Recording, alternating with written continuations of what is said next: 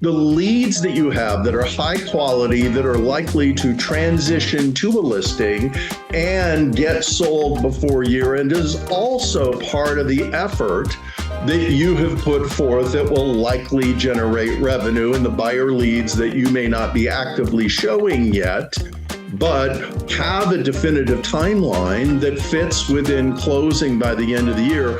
All those things added together are your production for whatever time you're measuring.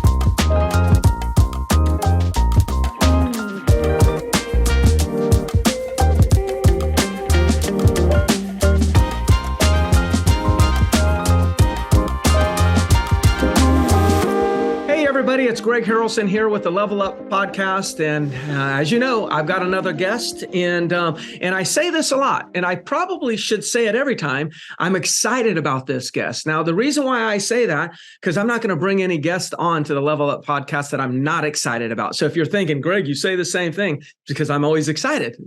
I'm handpicking these people. So the guest today is Dirk Zeller.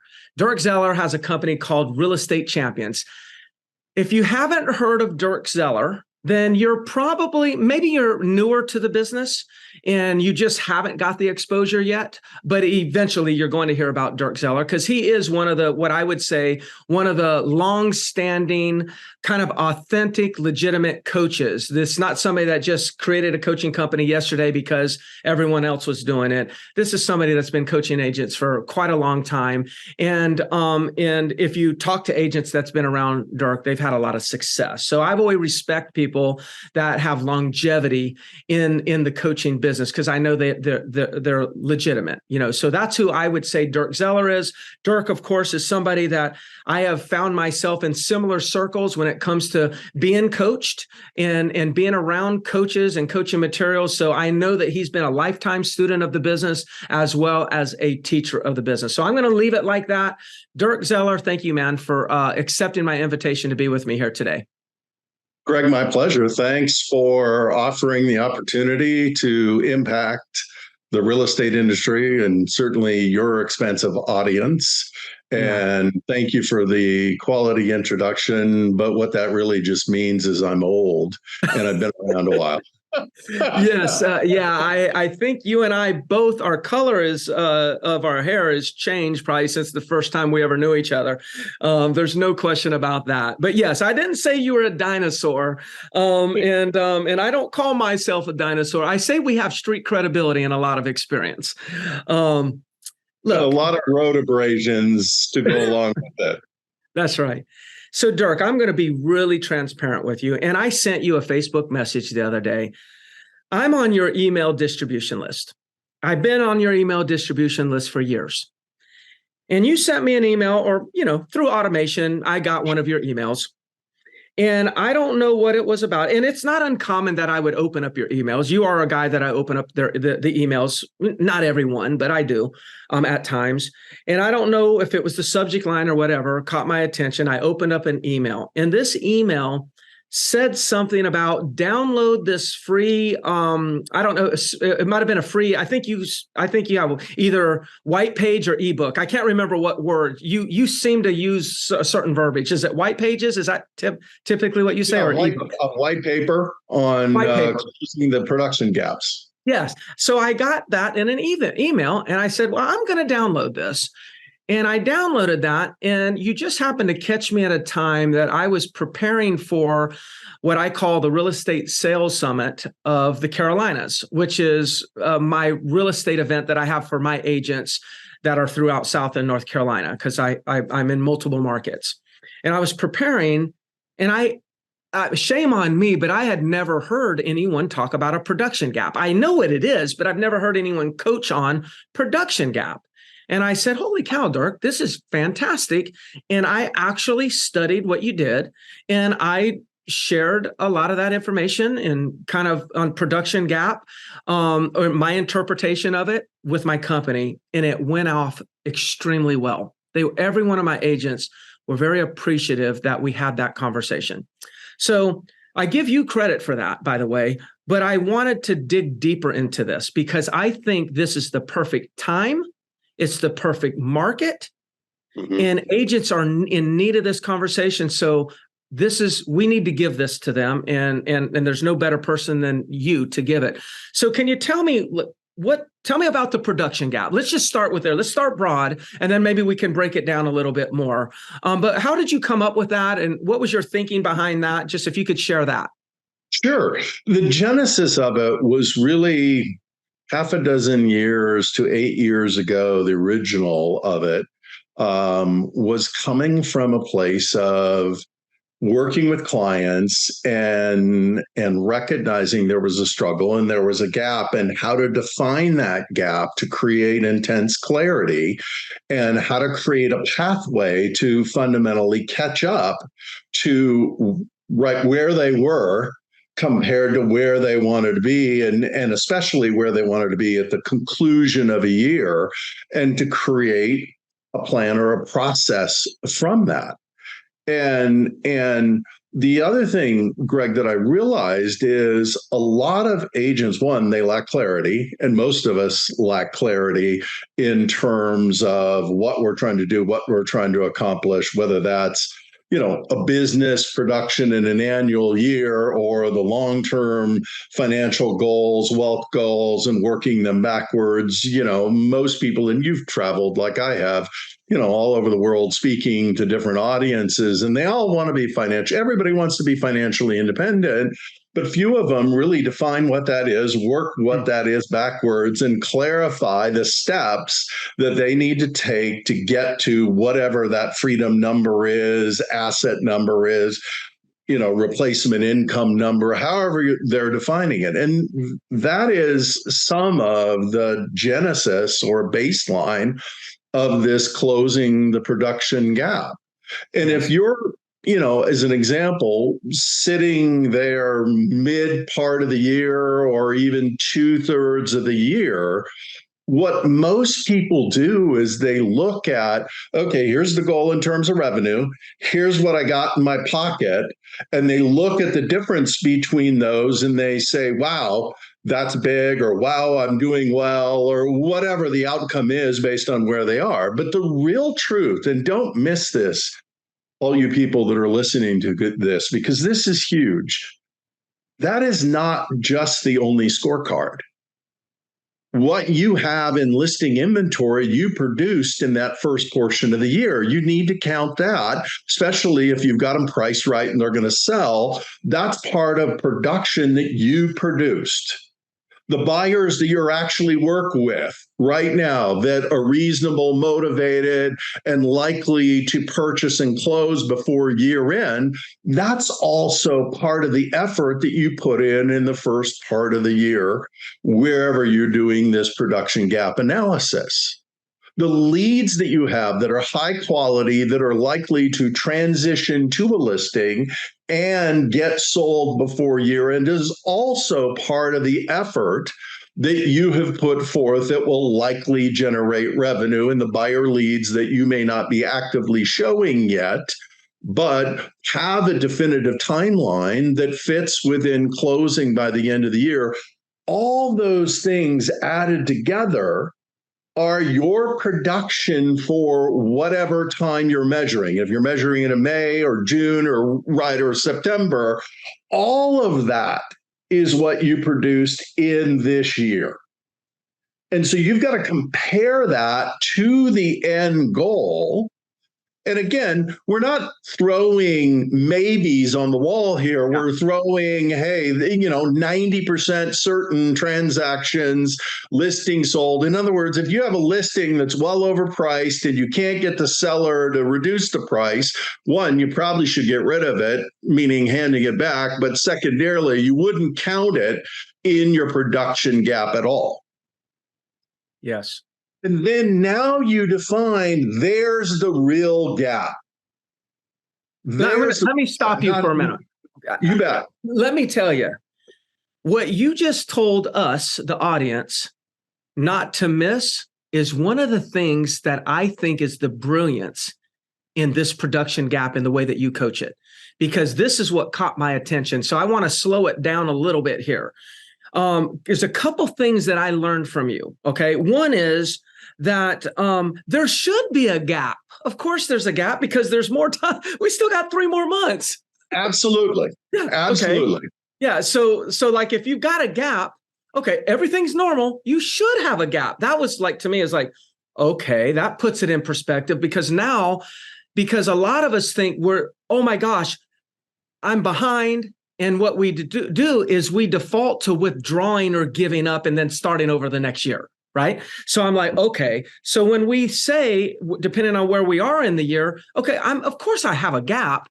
So I'm not trying to determine, do I have a gap or not have a gap, is let me get an understanding of how much that gap is. And then I can set up certain things in order to kind of like boost my production, right? And make, and slow that gap. And then the next thing is you said, because people don't know what you just said, meaning how to count your pending income, look at your listing inventory and say, out of your 5 listings, are 2 of them going to definitely sell? What's the income on that? It's almost like an account receivable in a sense. So you got to give value to that. And then when you do this correctly, you'll realize that yes, you have a gap, but it's not nearly as big of a gap as you thought.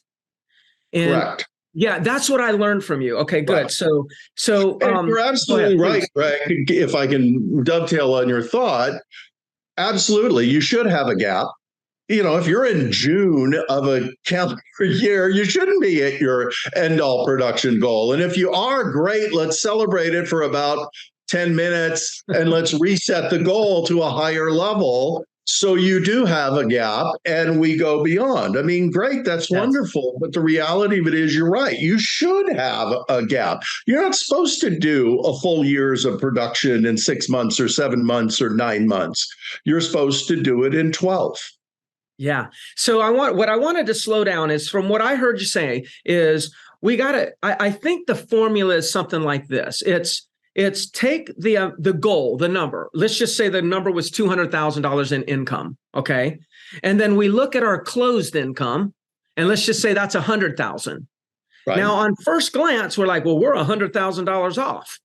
We're never going to make it up. But then you got to add in, well, what pending income do you have? Realize you got, I'm going to just say 20,000 worth of pending income. So now you're at 120. And then you keep breaking it down, right? What else do you include? Your active listings active listing inventory that have a 90% chance of selling, active buyers that you're actively showing, that are motivated, that are reasonable, that inventory exists or is coming, on a steady stream into the marketplace, and they are likely to buy and close before year end. Active leads that you're working, that again aren't quite ready yet. It's that listing that says, no, we want to wait till the end of the summer, but we're going to list when school's back in. Let me ask you, so if it's October, okay, and it's a buyer lead, what would the buyer lead? What is something the buyer lead could say, or I could know about the buyer lead that I would say, this one I can count? They have to go under contract by mid-November. Correct. Okay. Because you got to have a 45-day closing period. Okay. If it's a listing lead, they got to go, live to the market mid-October to end of October for it to sell and close. I mean, there are dates here that people have to recognize, and them, Greg, because you've been around for a long time, but some of these agents don't recognize that, hey, listen, I don't really have the whole year. I've really got to, end of November. If it's not impending, it's next year revenue. Yes. And so really the calendar year of production runs December 1 to December 1, or November 15th to November 15th, if you really want to be conservative. And, if you're in October, you got 45 days left here to close the gap. Yeah. So if I'm hearing you correctly, I'm a visual, so I'm watching these pictures in my head right now. If I'm hearing you correctly and understanding you correctly, if I have a lead, I don't have a listing. If I have a seller lead, they're coming into Myrtle Beach next week and says, hey, look, meet me over there. We're going to go ahead and sign the paperwork. And I do need it sold this year. if they're saying something like to me, then I can include that, assuming that that they're pricing it accordingly. Okay. Right. I can include that in potential revenue, because I would say that's a 90% chance of me getting paid on that this year. Okay. Based on what the lead's telling me. Or if it's a buyer lead and they're saying, hey, look, I won't be flying into town until Monday, but the goal is to write a contract before I leave on Wednesday, because I need to be there. My job transfer is kicking in December 15th. I need to be closed. I don't want to have to rent a property temporarily. And they're qualified, et cetera. Their desires and wishes and needs are within reason of what I think is on the market. So those are examples of how you could put a value on your lead in respects to the production gap. Am I getting that right? Exactly. And so when you get to that, let's call it gap number, that net bottom line, your 200 example, let's say, when you add it all up, you got 30 grand left to do. Yes. You don't know where it's going to come from. You don't have a lead identified or a series of leads. That's the raw number and you can break down to units based on your average sales price. That's the raw number that you've got to lead generate for and lead convert for and lead follow up for to close that gap, to finish where you want to finish. And that's the unvarnished reality truth staring you in the face, whatever that number is, whatever that unit number is, and you got to go get it. Yes. Fresh, new. Now, you could be from leads that you're currently working, they drop in, but most likely it's going to be from your prospecting lead generation category that you got to go get that. And that's the reality. And that's okay, because you now actually know, you now can actually commit to it, or you can change your goal if you need to change your goal. If you're so far behind that, okay, I can choose a partial gap.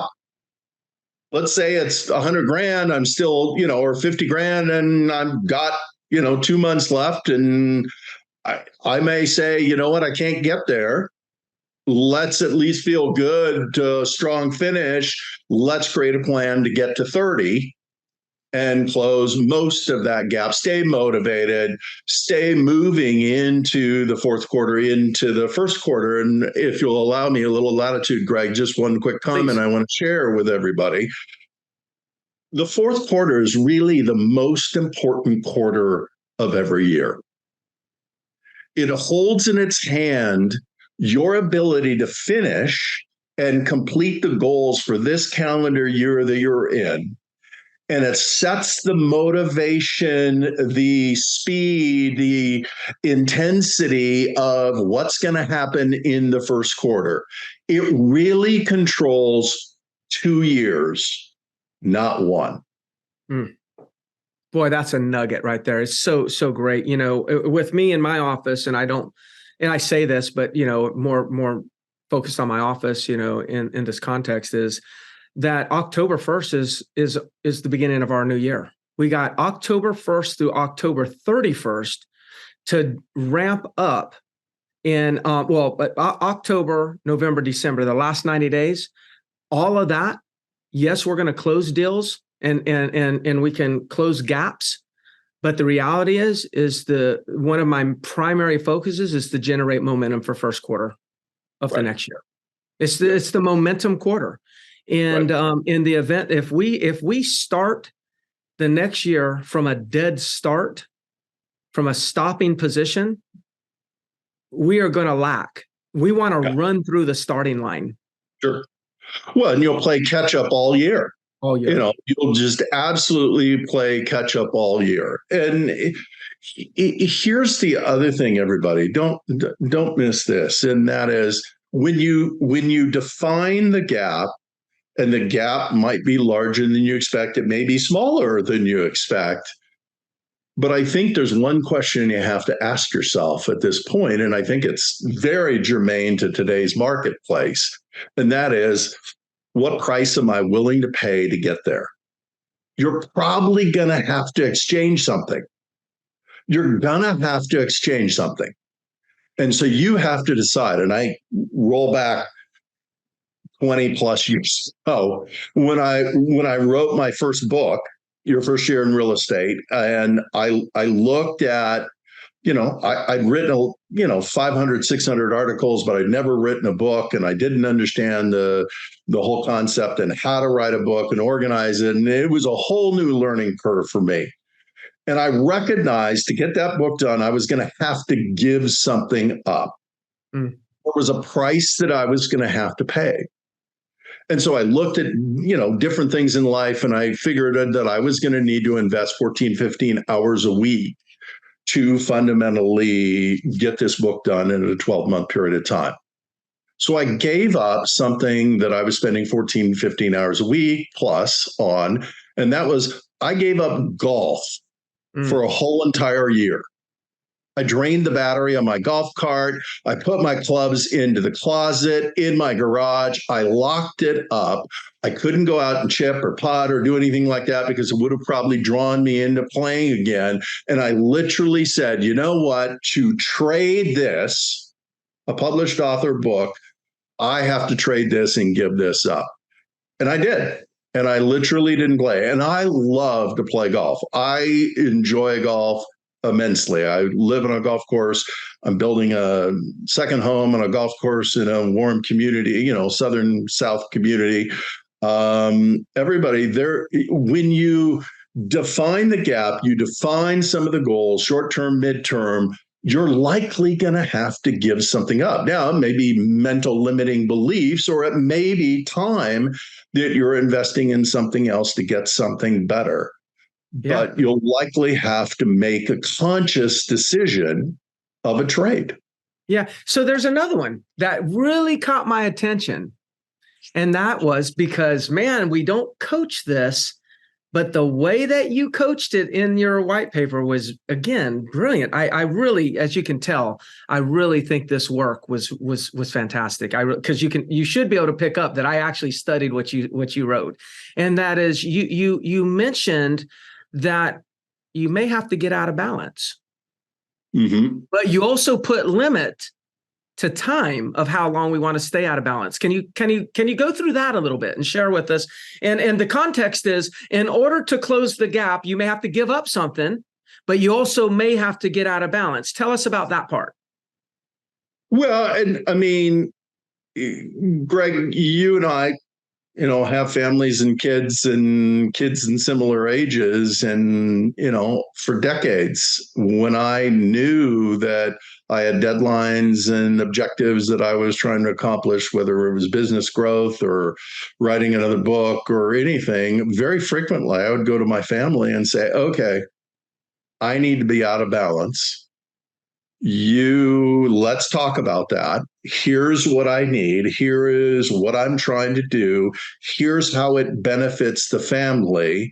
Let's talk about a reward that we can all share in at the conclusion of this. And I wanted to get buy-in because I didn't want to just do that without buy-in. I wanted to do it with my family. And obviously that wasn't high on their hit parade for me to go out of balance, but I had to give something in return, that we go on a trip or we do this or whatever, right? Whatever it is. And so everybody, it's okay to go out of balance. And, quite frankly, everybody defines balance in a different way. And that's probably where you have to start as an individual, is what is balance to me, and how does that affect the family? And then recognize, I think where the big frustration, and Greg, you and I have both done this, I'm sure, where the big frustration comes in is in that balance equation is, that battle for it with our families and fighting it or trying to do it in balance, quote unquote, knowing that this just requires an out of balance approach for a short period of time, whether it's 2 weeks, 3 weeks, 4 weeks, 5 weeks, whatever the number is. If you're trying to close the gap, it may require out of balance. And let me do one more thing here, everybody. And it's just my observation from, 23, 24, however many years I've been in the coaching business. There's two things, and I observe this for me, and I'll be really transparent about it. When you have to make more contacts, more engagements, right? I mean, you literally have to crank in and stomp on the accelerator, and you're behind, or you feel like you need to increase the dial. You are either somebody that can do a few more contacts and engagements every single day and define what that number is and spread it out over multiple days or weeks and catch up, or you're a human being that has to binge and literally clear the decks. Okay, Friday this week, I'm going to do this. Monday next week, I'm going to do this. And I can tell you, I beat myself up for a number of years, not being able to allocate it over an extended period of time. I'm a binger. Okay, there's nothing wrong with that. But me trying to be the other is a recipe for success. So I can clear the decks really well and pound the lead generation and lead conversion for longer periods of time to catch up. You have to decide where you fit in, because the middle ground doesn't work. I can tell you as a coach for 20 some odd years, and I'm sure, Greg, you can confirm that for, as successful as you are and your team is in coaching. Don't pick the middle ground. Pick right, pick left. Don't drive down the middle, because it won't work. Yeah. I say choosing not to choose is choosing not to have.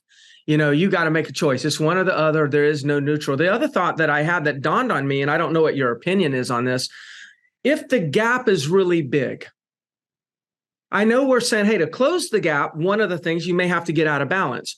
If the gap is really big, can we also say that there's a possibility that you were out of balance earlier on in the year, but maybe out of balance in the sense of not focusing enough on your business? Mm-hmm. And then Absolutely. Now we're recalibrating, right? We're having to recalibrate. Right. So to counter maybe a lack of focus in the beginning, we got to counter it with getting a little bit out of balance in order to kind of offset maybe something that we didn't do at the beginning of the year. Maybe we had a slow start, Right.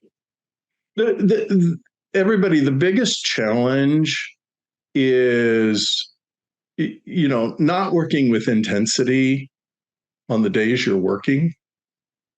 I mean, to me, you can have days off, probably as many as you want.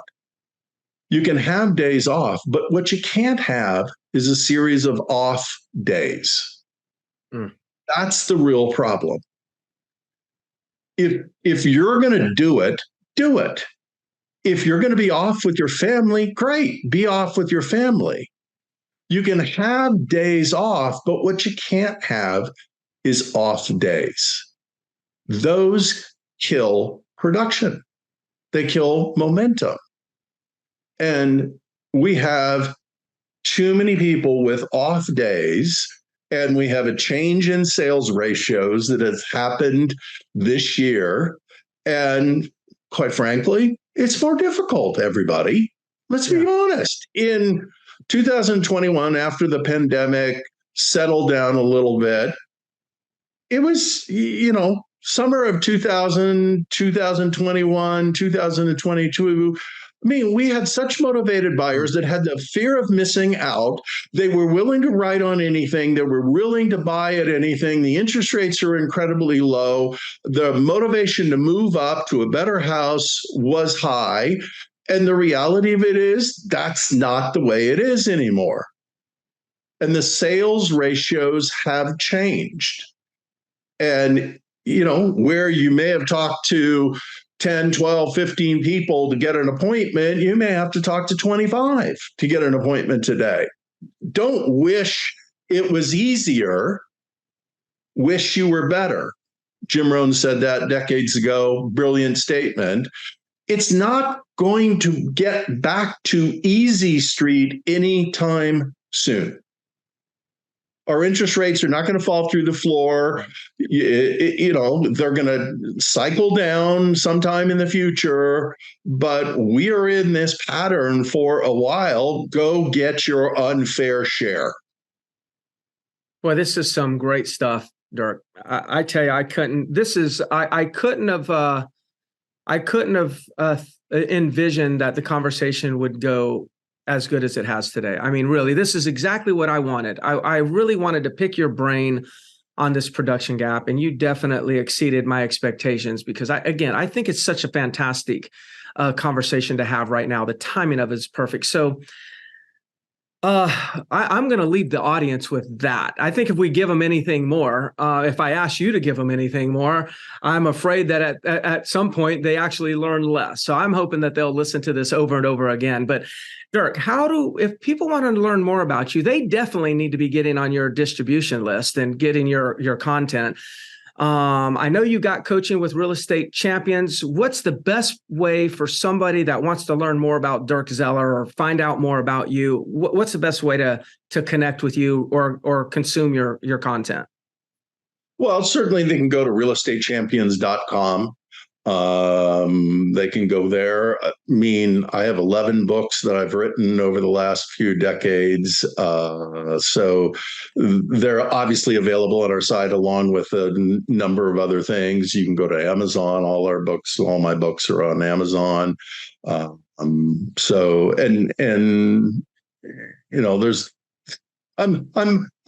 out there because I've been there a while. So Google knows who you are, right? Yeah, you just go to Google and say, let me know something about Dirk Zeller, and there's plenty of things that'll come up. Google will tell you who Dirk Zeller is, right? Yeah. Well, Dirk, I'm very grateful for you accepting the invitation. I actually thought you would accept the invitation, but I was excited about this call, and I really appreciate it. I really do. So for those of you listening, check out Dirk Zeller and listen to this video, this podcast, share this podcast. I think this information is extremely relevant. The timing of it is so critical because we're not as far off. We don't have as big of a gap as we might think we are. And it's reasonable to believe that you can close the gap completely. And if not, you can close it partially, as Dirk Zeller would tell us. So Dirk, thank you so much, man. I really appreciate it. And I hope we connect again sometime soon. Yeah, I would look forward to it, Greg. You do a great job, and thank you for having me. Thank you, man. Thank you.